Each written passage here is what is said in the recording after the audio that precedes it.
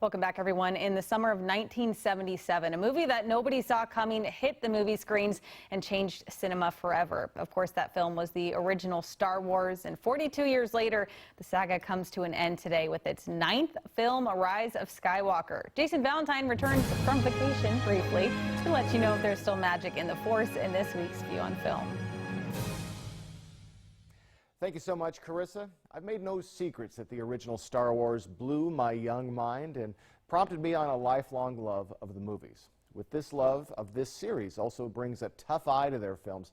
I think the prequel Star Wars films were absolute trash, and while daring, I didn't think the last film did any favors for the series as a whole. Today it comes to an end with Episode 9, Rise of Skywalker. In this one, the rebellion is on its last legs. The Emperor has returned from the grave and aims to establish a new, more lethal empire.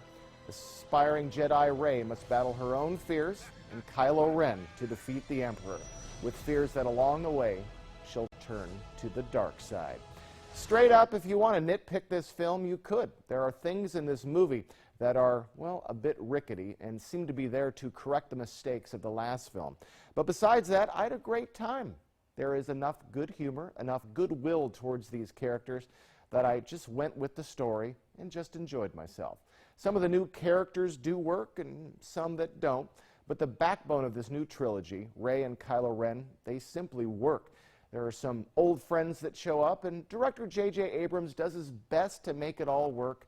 He mostly succeeds. The last trilogy is not really cohesive and apparently not all that planned out from the start, but I'm glad they exist, and I was satisfied with how they wrapped everything up. If you don't go with huge expectations, you may find yourself having one last fun ride with the Skywalker clan. That's your View on Film.